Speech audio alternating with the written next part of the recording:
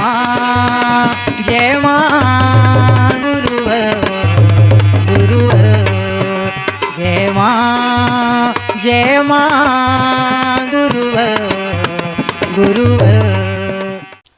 भक्त बनने के लिए हर पल इन शक्तियों का सदुपयोग करने की जरूरत रहती है, अपने विवेक को जागृत करने की जरूरत रहती है। जिस तरह मैंने जंगल की कुटिया की बात बताई थी कि जंगल की एक कुटिया में 3 प्रवृत्ति के लोग जाते हैं। एक साधक जाता है तो साधना भाव से वहां रमने का भाव सोचता है, एक चोर जाता है तो चोर प्रवृत्ति का भाव जागृत होता है, एक वासनात्मक व्यक्ति जाता है तो वासनात्मक व्यक्ति का भाव होता है।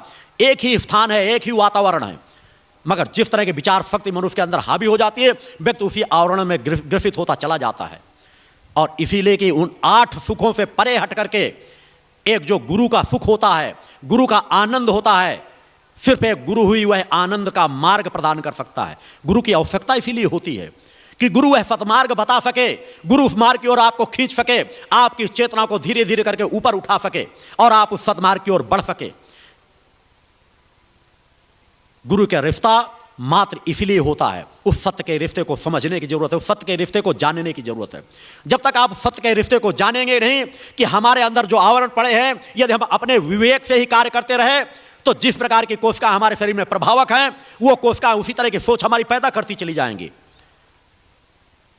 तो हर पल आप बाकी समय अपने विवेक से कार्य करें, मगर जिन चीजों का निर्देशन गुरु से मिल चुका हो, जिन चीजों का मार्गदर्शन गुरु से मिल चुका हो, जिस तरह के चिंतन गुरु के कहीं पर भी प्रचारित हो चुके हो, जिस तरह के लेख कभी गुरु के पढ़ने को मिले हो, जहां से आप वहां से जुड़े हैं, तो उन विचारों में केवल और केवल गुरु की विचारधारा को अमल करना चाहिए। उस समय अपने विवेक को समेट कर रख देना चाहिए। निश्चित है जिन क्षेत्रों में आपको गुरु के निर्देशन नहीं मिले, विचार नहीं मिले, उस समय गुरु का स्मरण करके उन विषम परिस्थितियों पर जहां पे कोई ऐसे जीवन में कुछ निर्णय की बात आ जाए, कोई बात आ जाए, उस समय भी आपको हर पल अपने गुरु को, माता आदिशक्ति देवी जगदम्बा को स्मरण करना है कि इस समय मुझे वह विवेक दें कि जिसमें मैं सही निर्णय ले सकूं। उन परिस्थितियों में आपके पास जितना ज्ञान मिला हो उसके आधार पर निर्णय लें, मगर हर पल उन विचारों पर समाहित होने का प्रयास किया करें। यही एक साधना का पथ है। एक सोच आपको पैदा करना है कि एक गुरु की विचारधारा में, गुरु के एक आदेश में हमको सिर्फ और सिर्फ उस दिशा की ओर बढ़ते रहना है। आपका सिर्फ आत्म कल्याण होगा और आत्म कल्याण में ही जीवन के सभी सुख समाहित है। क्योंकि आनंदमय कोष जब हमारा जागृत होने लगेगा, आनंदमय कोशिकाएं, सतोगुणी कोशिकाएं हमारी जागृत होने लगेंगी, हमारी समस्याएं धीरे धीरे करके दूर भागती चली जाती हैं। उसके लिए सिर्फ और सिर्फ एक मार्ग है कि हम इन भटकाओं से दूर हट करके एक गुरु की विचारधारा पे, एक आध्यात्मिक विचारधारा में, जो भक्ति मानव कल्याण संगठन की विचारधारा रखी गई है। मैंने कहा भक्ति मानव कल्याण संगठन में मेरे प्राण बसते हैं। भक्ति मानव कल्याण संगठन का गठन माता भक्ति आदिशक्ति देवी जगदम्बा के निर्देशों से किया गया है। भक्ति मानव कल्याण संगठन ही आने वाले समाज में परिवर्तन भविष्य में डाल सकेगा। भक्ति मानव कल्याण संगठन में हर पल आपको एक शोधन करते हुए बढ़ना है, अपने जीवन में परिवर्तन लाते हुए बढ़ना है। भक्ति मानव कल्याण संगठन के मान सम्मान को हर पल बरकरार रखने की आवश्यकता है। एक सोच बना के चलना है। आपको हर पल इस सौभाग्य का एहसास करना है कि मुझे सौभाग्य से भक्ति मानव कल्याण संगठन का सदस्य बनने का सौभाग्य प्राप्त हुआ है। आप भक्ति मानव कल्याण संगठन के रजिस्टर्ड सदस्य बने न बने, मैंने सभी जो मेरे दीक्षा प्राप्त से चेतना अंश होते हैं, शिष्य होते हैं, मैंने उन्हें भक्ति मानव कल्याण संगठन का एक सम्मानित सदस्य का स्थान दिया है। अतः आप कोई भी भक्ति मानव कल्याण संगठन का प्रपत्र भर के सदस्य बन रहा हो या न बन रहा हो, जो भी मेरे शिष्य हो जाते हैं वो सभी सम्मानित सदस्य भक्ति मानव कल्याण संगठन के बन जाते हैं। आपको भक्ति मानव कल्याण संगठन की विचारधारा में यदि आप चाहते हैं कि समाज में आज गलत है, समाज में आज गलत हो रहा है, हमें परिवर्तन लाना है, तो पहले खुद को बदलो और धीरे धीरे करके अपनी पूरी शक्ति लगा दो समाज को बदलने में।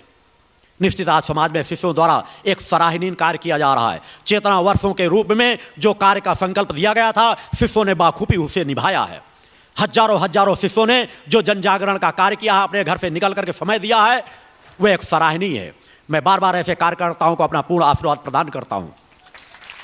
समय का सदुपयोग करने की जरूरत है। आप अपनी कार्य क्षमता से स्वतः मेरी नजदीकता को प्राप्त करते चले जाएंगे, मेरी नजदीक चेतनाओं को प्राप्त करते चले जाएंगे। आपको सिर्फ अपने अंदर उस सतोगुणी प्रवृत्ति को जागृत करना है और भक्ति मानव कल्याण संगठन के निर्देशों में चलना है। आलस्य प्रमाद का त्याग कर देना है। जीवन का सिर्फ सदुपयोग करना है कि आज मुझे जो चेतना शक्ति मिली है, आज के जो क्षण मुझे प्राप्त कर रहे हैं, हर समय वर्तमान में जीवन जीना सीखो। वर्तमान को सदुपयोग कर लो। आज तुम्हारे साथ लाभ हानि, जीवन मरण जो कुछ हो रहा है, उसके साथ आपके पूर्व कर्म संस्कार जुड़े हुए हैं। उन संस्कारों को यदि आप सदुपयोग करना चाहते हो तो वर्तमान समय आज आपके पास है। आज आपके पास चेतनावान गुरु है। उसके जीवन का, उसके वाणी का, उसके निर्देशों का उपयोग करके आप अपने जीवन की दिशाधारा बदल सकते हो। सिर्फ उन विचारधाराओं पे चलने की जरूरत है। भक्ति मानव कल्याण संगठन की विचारधारा पूर्ण आध्यात्मिक विचारधारा है। भक्ति मानव कल्याण संगठन की विचारधारा है माता भक्ति आदिशक्ति जनी जगदम्बा की चेतना को जगाते हुए समाज की ऊर्जा शक्ति को बढ़ाना। क्योंकि जब तक संस्कारिक परिवर्तन नहीं आएगा तब तक समाज में परिवर्तन नहीं आ सकता। अतः उसके लिए जो एक विचारधारा दी गई है कि आपके घर में मां का ध्वज टंगा रहना चाहिए, आपके कुमकुम का तिलक लगा रहना चाहिए। कई लोगों का कुमकुम का तिलक सूट नहीं करता, कई बार मच्छर काट देते हैं, एलर्जी पैदा हो जाती है, या कई लोगों के ब्लड ग्रुप के आधार पर होता है, तो बहुत बारीक कुमकुम का तिलक लगाया करें। या बिल्कुल नहीं सूट करता, ऐसी परिस्थिति में केवल मां का स्मरण कर लिया करें। कहीं कंठ आदि में लगा सकते हैं या उसके बाद नहीं लगा सकते तो हल्दी का तिलक थोड़ा सा लगा लिया करें, वह भी सूट नहीं करता। कई लोगों को एलर्जी होती है कि किसी प्रकार की चीज़ें अगर स्किन में लगा लेते हैं तो एलर्जी पैदा हो जाती है। तो ऐसी परिस्थिति पर ही आप कुमकुम का लगाना बंद कर सकते हैं। 2-3 चीज़ों का प्रयास करके देख लें। प्रथम तो लाल कुमकुम का तिलक हो, आप चंदन का तिलक लगा सकते हैं, केसर का तिलक लगा सकते हैं। आप चेक कर लें कि आपको कौन सा चीज़ सूट करती है, उनके विचार में आप दूसरी चीज़ों को तिलक कर सकते हैं। जो कई लोगों को काला पड़ जाता है, कई लोगों की ऐसी स्थिति आ जाती है। तिलक एक सीमित दायरे में लगना चाहिए, पूरा माथा पोत लेने की जरूरत नहीं रहती। रात में जब आप घर में विश्राम के लिए जाएं तो विश्राम करने के वक्त तिलक को अच्छे साबुन से धुल लिया करें। कोई यदि क्रीम वगैरह का आप उपयोग करते हैं तो लगा लिया करें, तो एलर्जी होती ही नहीं है। एलर्जी धीरे धीरे कर ठीक हो जाती है। अंतर ये होता है कि आप कुमकुम लगाते हैं और कुमकुम लगा करके रात में बिस्तर में लेटेंगे, पूरा बिस्तर में रगड़ करके पूरा बिस्तर गंद करेंगे, फिर घर के सदस्यों को धुलना पड़ेगा, तो कहेंगे आप ये पूजा पाठ बंद कर दो, हमें रोज आपका बिस्तर धुलना पड़ता है। तो हर चीजों पर विवेक को जागृत करके कि रात में विश्राम करने जा रहे हो, कुमकुम को धुल लो, प्रातः नया कुमकुम फिर से लगा लेना। पहुंच लोगे, रात में हाथ लगेगा, पूरे चेहरे में पुत जाएगा। फिर रात में अचानक कोई मिलने आ गया, आप निकल कर जाओगे तो कहेगा ये कुमकुम से चेहरा क्यों पोते हुए। ये छोटी छोटी बातें हैं जिन पर ध्यान रखने की जरूरत है। आप किसी ऐसे विभाग में निश्चित यहाँ पे निर्देशन दे दिया जाता है कि हर पल रक्षा कवच को गले में डाल करके सम्मान के साथ चलो। आने वाला समय आएगा जब कोई ऐसा विभाग नहीं होगा, चाहे न्यायपालिका हो, चाहे जहाँ पर हो, चाहे बच्चों के विद्यालय पढ़ने जाने में हो, वहाँ सब जगह धीरे धीरे करके रक्षा कवच लागू हो जाएगा। मगर जहाँ कुछ समय जगह प्रतिबंधित है वहाँ अपने पर्स में डाल लिया करें। उन क्षेत्रों से निकलने के बाद आप पुनः उन चीज़ों को डाल लें। बच्चे विद्यालय में पढ़ने जाते हैं, वहाँ की यूनिफॉर्म होती है। अब बच्चे का आप लाल रक्षा कवच डाल के भेजेंगे तो विद्यालय से मना अवश्य किया जाएगा। तो उन क्षणों पर बच्चे के रक्षा कवच अगर है तो बस्ते में रख दिया करें। बच्चा घर में आ जाता है, यूनिफॉर्म उतार देता है, उसके बाद पुनः धारण करवा दें। विद्यालय से बाहर निकल आता है, उसके बाद धारण कर सकता है। अतः हर पल इस रक्षा कवच के साधनात्मक चिंतन से जुड़ा हुआ है। मेरे अखंड अनुष्ठानों के अलग अलग क्रम प्रारंभ हुए थे। परिजन भी जानते हैं, गांव के लोग भी जानते हैं, अलग स्थान के भी 1-2 स्थानों की जानकारी है। बाकी गांव के अधिकांश लोग जानते हैं कि बचपन से जब मैंने होश संभाला, पिताजी सामूहिक घर में हमारे आरती हुआ करती थी। ये संस्कार ऐसे नहीं हो जाते। अगर मैंने वहां जन्म लेने का निर्णय लिया तो उसके पीछे भी माता पिता के संस्कार थे। वो संस्कार थे जिन संस्कारों के बीच जाकर के मैंने जन्म लिया। वहां सामूहिक पूरे गांव के लोगों को मालूम है कि रोज सायंकाल आरती होती, जिसमें मोहल्ले भर के जो लड़के बच्चे इकट्ठे जो भी हो जाते थे। हमारे घर के हर व्यक्ति, कोई हो किसी स्थिति में, अगर वो बीमार नहीं है, बिस्तर पर लेटा नहीं है, तो उस आरती में हाथ पैर धुल करके शुद्धता से सम्मिलित जरूर होता था। पूरा परिवार सामूहिक आरती करता था। और जो थोड़ा सा प्रसाद होता था, जो बच्चे या जो लोग मोहल्ले के लोग इकट्ठे होते थे, उनको बांट दिया जाता था। ये संस्कार वहां से चला करते थे। मेरे संस्कार ऐसे ही नहीं पड़े। इन संस्कारों को जो देख सकते हैं वही समझ सकते हैं। बचपन में वो घटनाएं भी है जो गांव के लोगों को, आज भी कुछ लोगों को मालूम है कि एक बार मैं एक संतों का समूह एक स्थान पर एक कुटी पर आया हुआ था। पिताजी अक्सर संतों के सत्संग में अक्सर बैठा करते थे और एक स्वामी जी रहा करते थे, जिसे आज भी जो परिजन है वो सब वाकिफ हैं कि हमेशा गर्मियों के दिनों पे वो आकर के पूरे 1 महीने हमारे घर पर वास किया करते थे। ये हमारे घर का एक सौभाग्य रहता था कि एक पूरा सात्विक जो संत जिनका सानिध्य मैंने खुद भी प्राप्त किया कुछ समय, वो पिताजी के गुरु थे।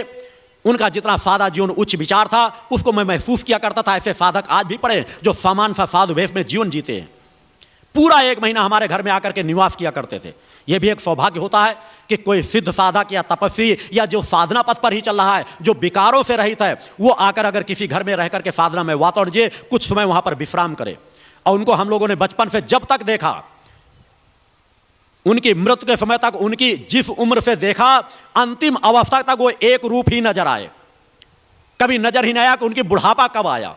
एक समान, जिस एक उम्र दराज उम्र में जिसमें हम लोगों ने देखा था बचपन में, उसके बाद वही स्वरूप उनका नजर, जिस वर्ष आते थे तो जो कहते वही नजर आते थे। बैठ करके अखंड उसी पूजन कक्ष में, जिस पूजन कक्ष में हमारे आरती हुआ करती थी, वहीं बैठ करके 4-4, 6-6 घंटे बिल्कुल ध्यानस्थ रहा करते थे। ये सब योग कहीं ना कहीं कड़ियों से जुड़ते चले आते थे। उसी कक्ष में मैंने बताया कि जब मैं उस कक्ष में बचपन में मात्र 10-5 मिनट के लिए सो जाया करता था। एक तख्त बना हुआ था जहां पर पूजन पिताजी बैठ के किया करते थे। वो एक साधना कक्ष एक अलग था, पूरा एक अलग कमरा बना हुआ था। गांव के सभी लोग जानते हैं कि उस पूजन कक्ष में केवल आरती पूजन का क्रम हुआ करता था। एक तख्त पड़ा रह करता था और केवल पिताजी वहां पर लेटा करते थे। मगर 5 मिनट के लिए एक वातावरण की तरह, मैंने कहा आप जो अपने बच्चों को संस्कार दो, वातावरण दो, हर घर में एक चाहे छोटा सा ही मंदिर बनाओ, वातावरण का क्या प्रभाव पड़ता है। बचपन में जो मेरे अंदर चेतना छिपी हुई थी, बाकी समय उसका एहसास नहीं होता था, मगर जब मैं पूजन कक्ष में जाकर के अगर 15 मिनट आधे घंटे के लिए लेट जाता था तो मेरा एकदम झनकार होती थी, मृदंग की थाप सुनाई देने लगती थी और शरीर जागृत होने लगता था और मेरा सूक्ष्म शरीर जागृत हो उठता था। एक बार नहीं, अनेकों बार घटनाएं हुई।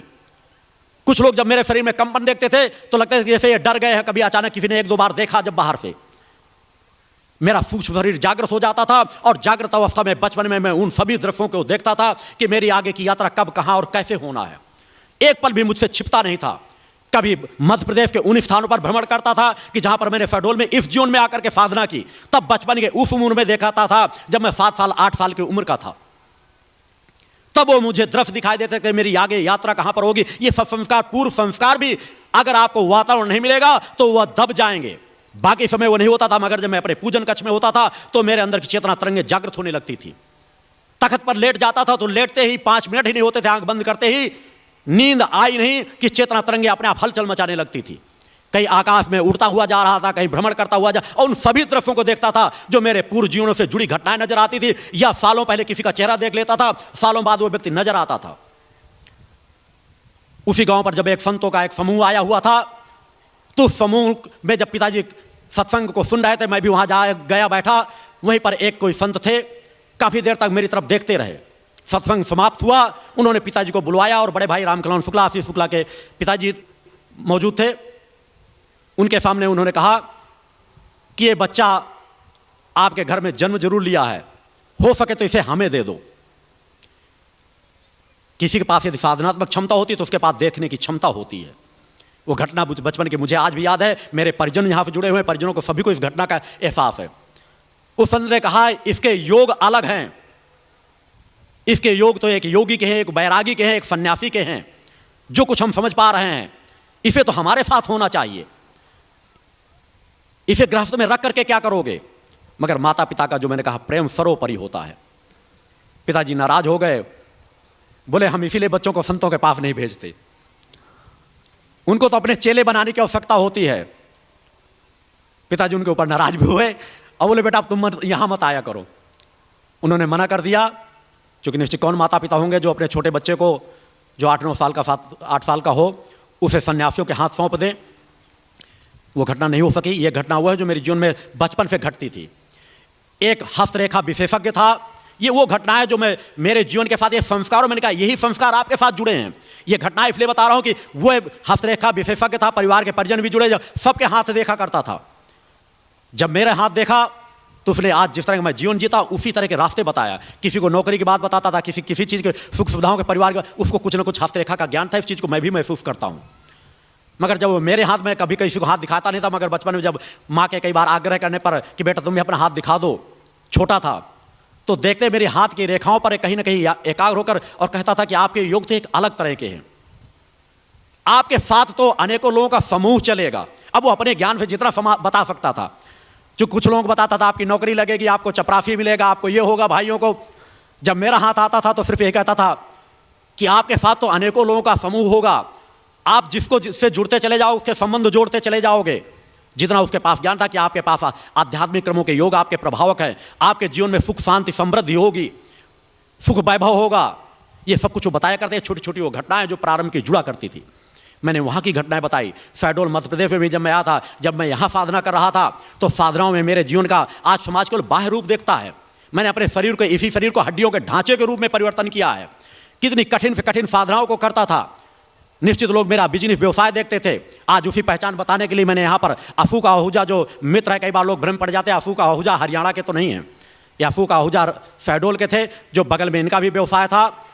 उस समय भी केवल मेरे साधनात्मक जीवन को देखकर, तब भी मैं एक हर पल साधक का जीवन जीता था। लाल रक्षा कवच माँ के निर्देशों पर मेरे गले पर पड़ा रहता था, जिसके लिए मैं आपको कहता हूँ मैं स्वतः उसको मैंने 5 सालों तक धारण किया है। जब तक मैंने इन वस्त्रों को नहीं धारण किया मेरा परिवेश वही था। मैं भी पहले जब बचपन में था पैंट सूट टाई सब पहनता था, मगर धीरे धीरे कर मैंने उनका परित्याग कर दिया और मैं धोती कुर्ता, पहले सादे धोती कुर्ता सफेद पहनता था।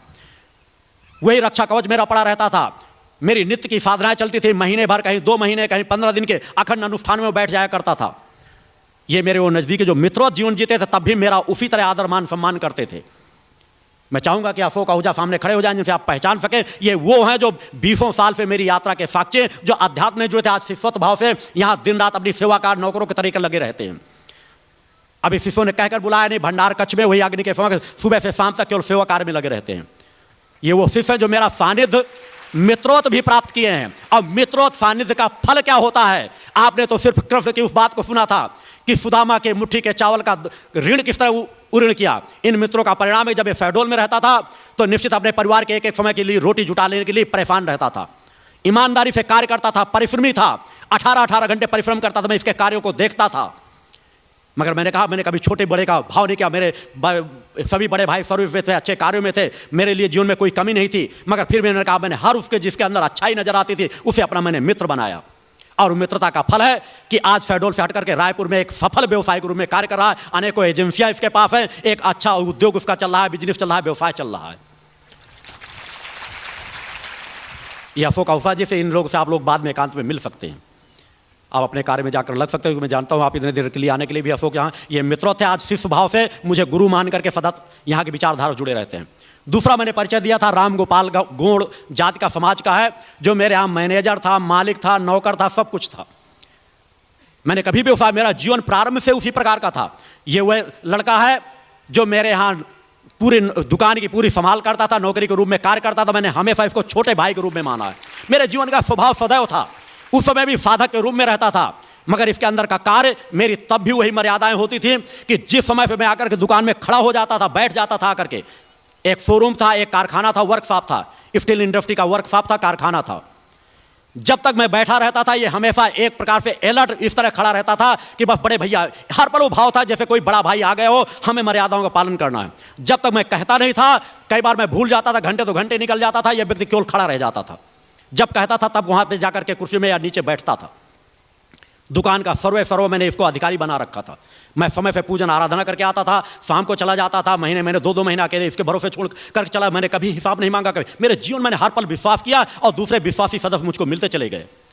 लोग छुआछूत मानते, मैं ब्राह्मण परिवार से था, यह गौड़ समाज से था, मगर मैंने इसे छोटे भाई का दर्जा दिया। मेरे जीवन का चरित्र था, यही जीवन चरित्र आपसे चाहता हूं। और इसको भी सानिध्य का परिणाम है कि किसी समय नौकरी करता था, जब मैंने व्यवसाय बंद किया, दूसरे रास्ते पे आया, जब मेरी साधनाओं का क्रम बढ़ता चला गया और धीरे धीरे करके उन रास्तों में बढ़ता चला गया, तो वहां के व्यवसाय को मैंने बंद कराया।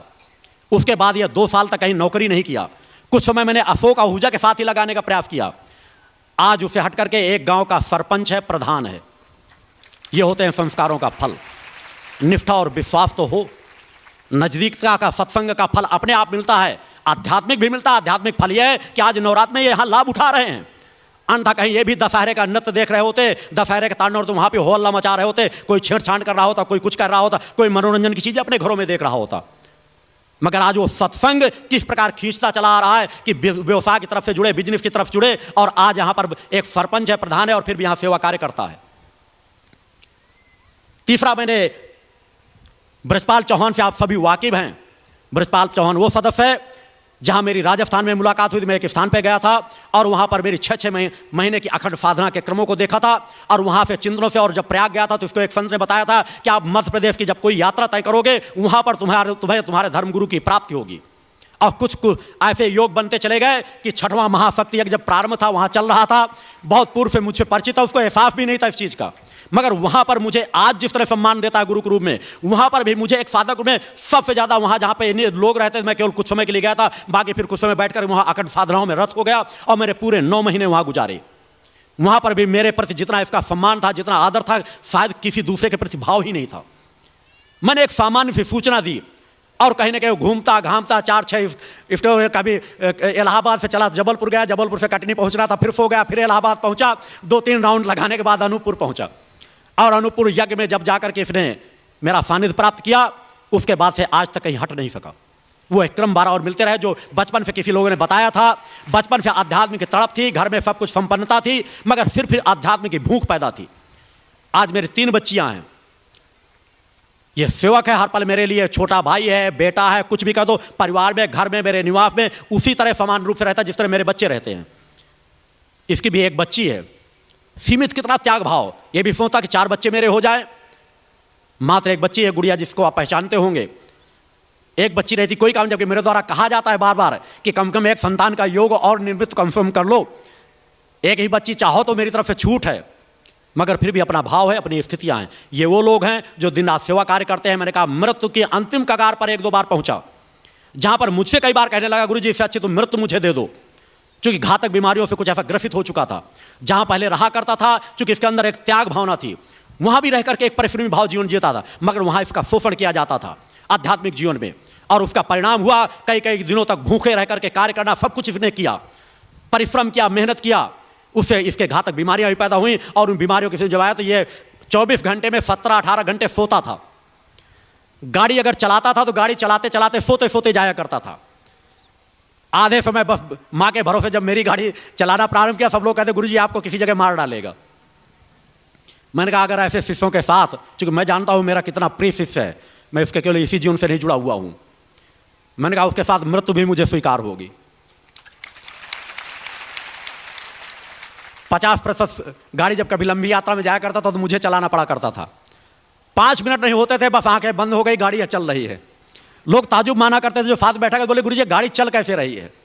धीरे धीरे संस्कार, मैंने कहा जो सतोगुणी कोशिकाएं जब गलत हमारे संस्कार हों, मगर वातावरण यदि हमको अनुरूप नहीं मिलता तो सतोगुणी कोशिकाएं दब जाती हैं, आलस्य हावी होने लगा, बीमारियां पैदा होने लगी। क्योंकि जब सतोगुणी कोशिकाएं दब जाएंगी, भले आपके चाहे जितने अच्छे संस्कार हों, तो आपकी बीमारियां पैदा होने लगेंगी। क्योंकि रास्ता एक अलग था, वैसा वातावरण नहीं मिल पाया, अपने आप निराशावादी जीवन हो गया, आलस का जीवन हो गया। आज वही व्यक्ति 17-18 घंटे सोता था, आज वही व्यक्ति 17-18 घंटे कार्य करता है, स्वस्थ है। जो व्यक्ति एक एक दिन गुजारना मुश्किल हो रहा था, खुद मृत्यु मांगना चाहता था, आज पूरा स्वस्थ है। जितने घंटे सोता था उससे ज्यादा घंटे आज कार्य करता है। मुझे खुद कई बार कहना पड़ता है चौहान जाकर के विश्राम कर लो। बाहर के लोग भले इस चीज के हिसाब नहीं करते, सुबह शाम तक कितने कार्य रहते हैं, रात को 11-11, 12-12 बजे तक रात बाहर का फील्ड का कार्य, यहाँ का आश्रम का कार्य, बाहर की जिम्मेदारियां। मैंने कहा आज मेरा सबसे विश्वास पात्र शिष्य है। ये भी क्षण संस्कार और कर्मों से मिलते हैं, मगर उसके लिए पूर्व के संस्कारों को जगाना और वर्तमान का भी सदुपयोग करना।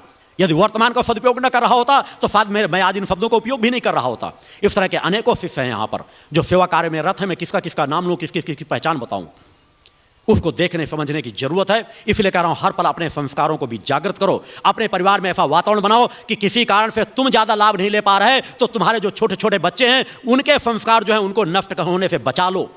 क्योंकि मैंने स्वतः कहा है कि मेरी जो यात्रा चल रही है, हिमालय कंदराओं में बैठे हुए ऋषि मुनि भी अपने शरीर का त्याग कर करके पुनः पुनः जन्म ले करके मेरे आसपास के दायरे में मेरे शिष्यों के परिवारों में जन्म ले करके मुझसे आकर के जुड़ेंगे। और इस भक्ति मानव कल्याण संगठन के जन जागरण के अभियान में, इस विजय रथ में, विजय पताका घर घर में फहराने में सहायक सिद्ध होंगे। अतः अपने घर में मां का ध्वज फहराओ, एक संस्कारिक वातावरण पैदा करो। यही साधक बनने की प्रवृत्ति ही तो मैं समाज में जागृत कर रहा हूं। लाभ हानि जीवन मरण से परे जीवन की यात्रा करना सीखो। कितने ही संघर्ष आ जाए, कितनी भी परेशानियां आ जाएं, मगर मां की आराधना भक्ति को मत त्यागो। आपके घर में कोई घटना घटित हो जाती है, आप तत्काल पूजा पाठ बंद कर देते हैं। अरे तो पूजा पाठ तब करते हैं जब आपके जीवन में समस्याएं आ जाती हैं। समस्याओं के समय केवल स्मरण करना चाहिए। मैं इस परंपरा का भी विरोधी हूं कि कई बार कोई ऐसा व्यक्ति, राजनेता है, कोई व्यक्ति अस्पताल में एडमिट हो जाता है तो कोई गीता लेकर वहां पढ़ना शुरू कर देता है, कोई रामायण पढ़ना शुरू कर देता है, कोई वहीं जाकर के यज्ञ करना शुरू कर। ये प्रदर्शनात्मक चीजें और उसको लाभ नहीं देंगे और उसको नुकसान करेंगी। कई बार आप लोगों में भी वही परंपरा से जुड़े रहते हैं, फिर गलतियां करते हैं। कोई जय माता की जय घोष का अस्पताल में ही करने लगे। उन क्षणों पर यदि आपने पूर्व में अच्छे संस्कार अर्जित कर रखे तो केवल मानसिक चिंतन करो, मां के चरणों में मानसिक प्रार्थना करो, दिखावा मत उस समय पे करो। वहां के वातावरण को प्रदर्शन मत बनाओ। धर्म को कभी प्रदर्शन बनाने की आवश्यकता नहीं रहती। जो धर्म को प्रदर्शन बनाते हैं वह कभी लाभ नहीं प्राप्त कर पाते। अतः ऐसी विषम परिस्थिति आ जाए तो केवल प्रकट सत्ता का स्मरण करो और प्रकट सत्ता जैसा वातावरण आपके जीवन में ढाल दे उसको सहर स्वीकार कर दो। अस्पताल में कोई व्यक्ति एडमिट है, उसे लाभ मिल जाता है तो अच्छी बात, लाभ नहीं मिल जाता तो भी अच्छी बात है। माँ का शक्ति जल उसको पान करा दो। अगर मृत्यु के अंतिम क्षणों पर शक्ति जल का उसने पान कर लिया है, कभी आश्रम की यात्रा के समय उसकी मृत्यु हो गई है, ऐसे अनेकों लोग इस यात्रा में आए और जिनकी यात्रा के समय बसों में किसी की मृत्यु हो गई, किसी उसने 2 कदम तो चले।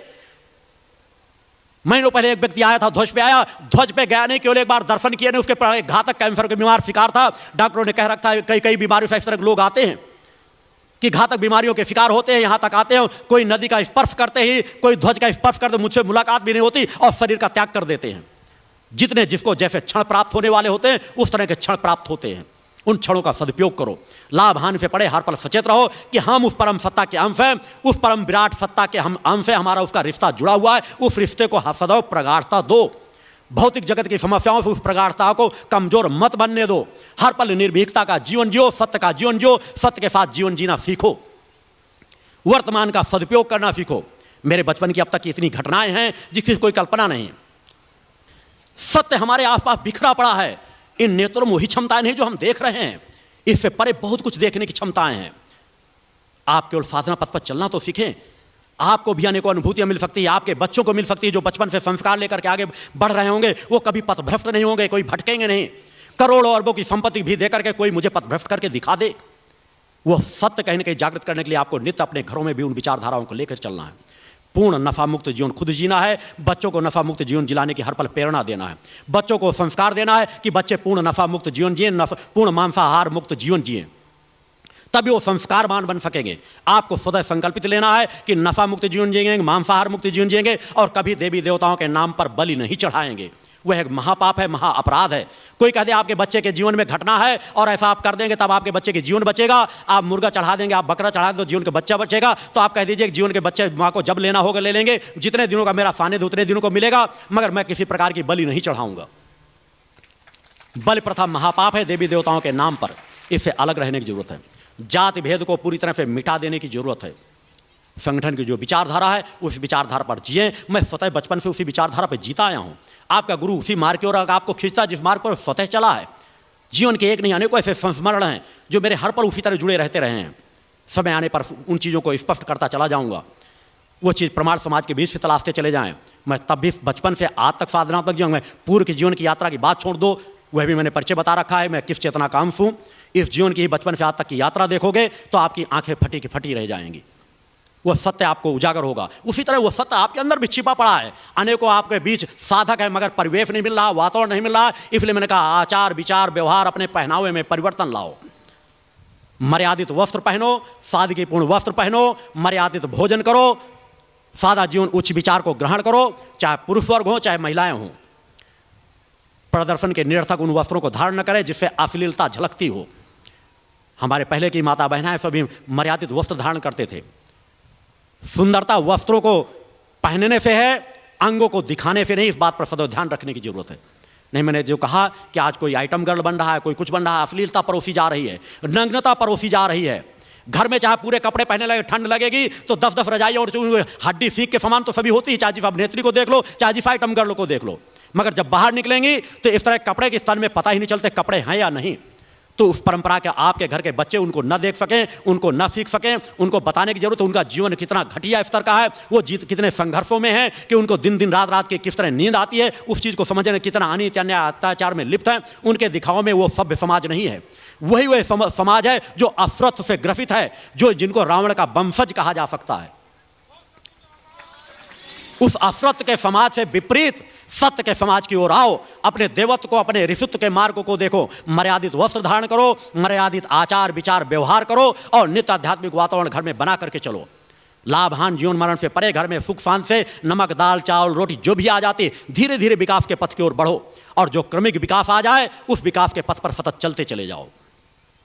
उस रास्ते में बढ़ने से ही आपका आत्मकल्याण छिपा है, आपका हित छिपा है। ये जो आरतियों के लाभ प्राप्त होते हैं, अनेकों सिर्फ दीक्षा प्राप्त करके भी केवल समय का हमारा बचत कि हमने दीक्षा प्राप्त कर लिया, हमारा कार्य चल गया। आज जहां कल इससे दुगना सदस्य यहाँ उपस्थित थे, आज विजयदशमी का महत्वपूर्ण जिस चीज़ का आरती का अनेकों भक्त उससे लाभ से वंचित हो जाते हैं। कुछ को समस्याओं की वजह से जाना पड़ता है, कुछ को परिस्थितियों बस, और कुछ तो सहज भाव से कि हमने 2 दिन का सुबह का भी कार्यक्रम प्राप्त कर लिया, अब शाम की आरती अगर न भी लेंगे तो हमारा कोई नुकसान नहीं होगा। हर पल उन संस्कारों में जीने की क्रिया सीखो। ये जो क्षण प्राप्त हो रहे हैं बार बार प्राप्त नहीं होंगे। जो मेरा सानिध्य है वह दुर्लभ है, इसका सदैव ध्यान रखने की जरूरत है। आरतियों का जब क्रम प्रारंभ होता है तो पूर्ण चैतन्य भाव से होकर के बैठा करें। एकाग्रता हो, मन मस्तिष्क से एकाग्र हो। कई ऐसे भक्त होते हैं जो किसी दूसरे गुरुओं से जुड़े, तो आप ये मान के चला करें कि हम जो गुरु आरती कर रहे हैं अपने गुरु की आरती कर रहे हैं। माँ तो आपकी जन जन की है, वह परम सत्ता के हम आप सभी अंश हैं। तो जब उस प्रकट सत्ता की आराधना करें तो मान के चले हम अपनी जननी की आराधना कर रहे हैं। तो हर मनुष्य के अंदर जो अजर अमर अविनाशी आत्मा बैठी है वह अजर अमर अविनाशी आत्मा वह परम सत्ता का ही अंश है। तो उस परम सत्ता का जिसके हम अंश हैं उसकी आराधना स्तुति करने का सौभाग्य आरती के माध्यम से मिलता है। तो अपने मन को एकाग्र करें कि सौभाग्य से जो क्षण मिल रहे हैं, समय तो हम गुजार ही रहे हैं, तो इन समय का पूर्णतः से लाभ प्राप्त कर लें।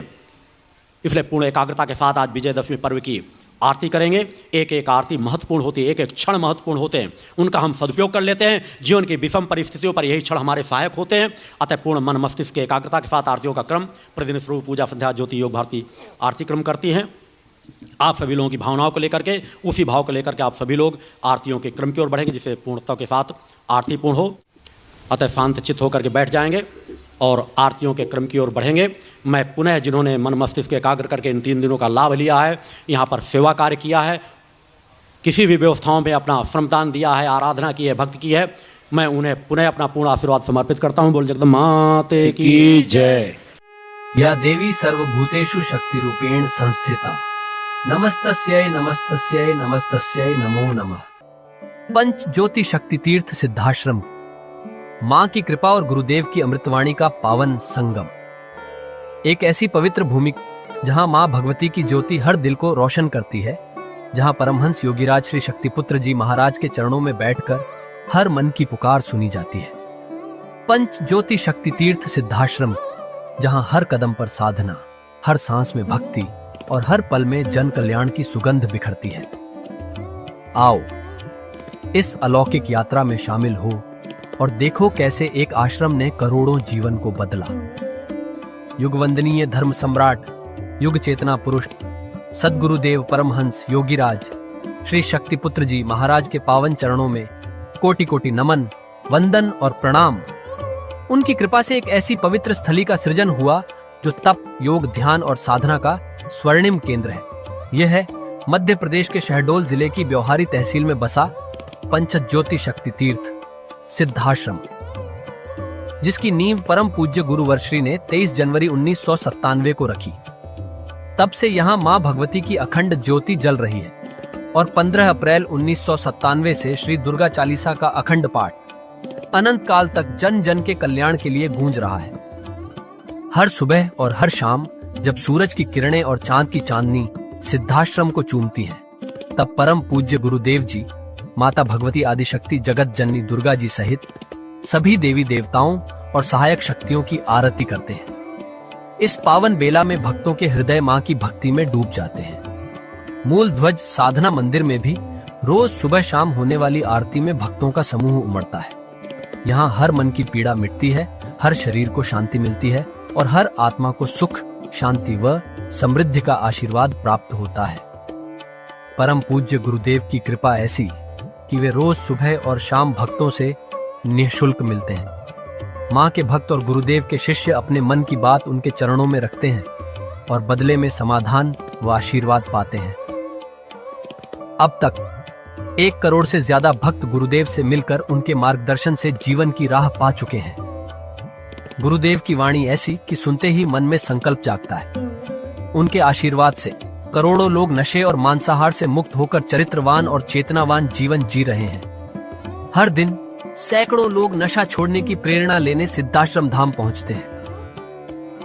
पूज्य गुरुदेव के 20 लाख से अधिक दीक्षा प्राप्त शिष्य आज के अधर्म और अन्याय के दौर में भी मां की ज्योति से अपने घरों को आलोकित करते हैं। वे साधनात्मक जीवन जीते हुए आत्म कल्याण और जन कल्याण के पथ पर चल रहे हैं। क्या यह चमत्कार नहीं?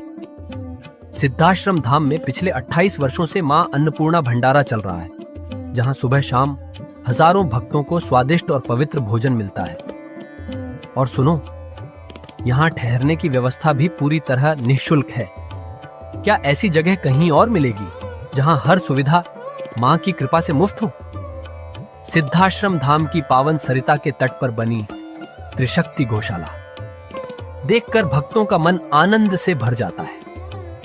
हर महीने शुक्ल पक्ष की अष्टमी को गौ सेवा समर्पण दिवस मनाया जाता है, जब परम पूज्य गुरुदेव और पूजनीय शक्तिमयी माता जी अपने हाथों से गायों को रोटी खिलाते हैं। यह दृश्य देखकर हर भक्त का हृदय गदगद हो उठता है। गौशाला के पास ही स्वामी श्री राम प्रसाद आश्रम जी महाराज की समाधि मन को शांति देती है और पास ही दानवीर गुफा स्थल हर किसी को असीम शांति का अनुभव कराता है। हर साल शारदीय नवरात्र में सिद्धाश्रम धाम में शक्ति चेतना जनजागरण शिविर का भव्य आयोजन होता है। लाखों भक्त यहाँ योग, ध्यान और साधना सीखते हैं, गुरुदेव के चेतनात्मक चिंतन को सुनते हैं और माँ की अलौकिक आरती का आनंद लेते हैं। माँ की कृपा और गुरुदेव का आशीर्वाद पाकर हर भक्त धन्य हो उठता है। 23 जनवरी सिद्धाश्रम स्थापना दिवस एक और पावन अवसर है। इस दिन अखिल भारतीय सिद्धाश्रम दौड़ प्रतियोगिता, योग भारती सामूहिक विवाह और शाम को सुर संध्या व कवि सम्मेलन का आयोजन होता है। क्या मजा है जब भक्ति और संस्कृति का ऐसा संगम देखने को मिलता है। सिद्धाश्रम धाम का जनसंपर्क कार्यालय हर जानकारी का खजाना है। यहाँ से मासिक सिद्धाश्रम पत्रिका और साप्ताहिक संकल्प शक्ति अखबार मिलता है, जिसमें गुरुदेव की ऋषिवाणी और प्रेरक लेख पढ़ने को मिलते हैं।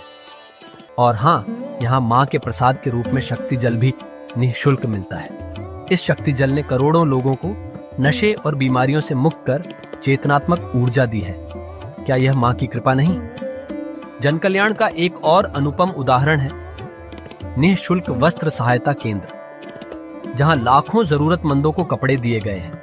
यह सिलसिला आज भी अनवरत चल रहा है। सिद्धाश्रम धाम में पौधारोपण का भी बड़ा काम होता है। परम पूज्य गुरुदेव जी महाराज एवं पूजनीय शक्तिमयी माता जी स्वयं समय समय पर पौधारोपण करके पर्यावरण को बढ़ावा देते हैं। सिद्धाश्रम धाम में अनेक प्रकार के फल, फूल और औषधियों के हजारों पेड़ों की हरियाली देखकर मन प्रसन्न हो जाता है।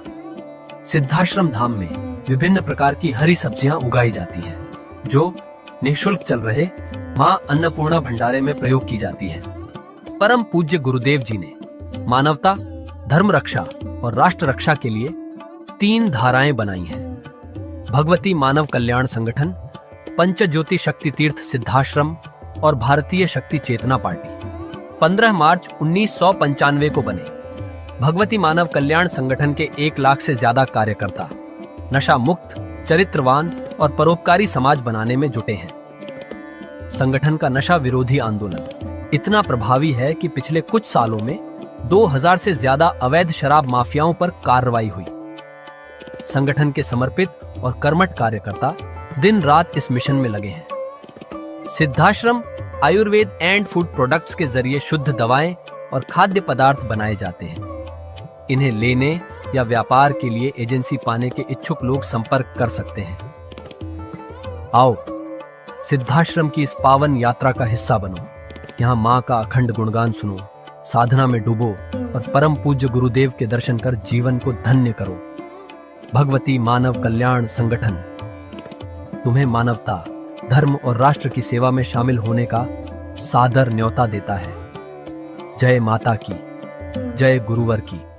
जय मां, जय मां, गुरुवर, गुरुवर, जय मां, जय मां, गुरुवर, गुरुवर।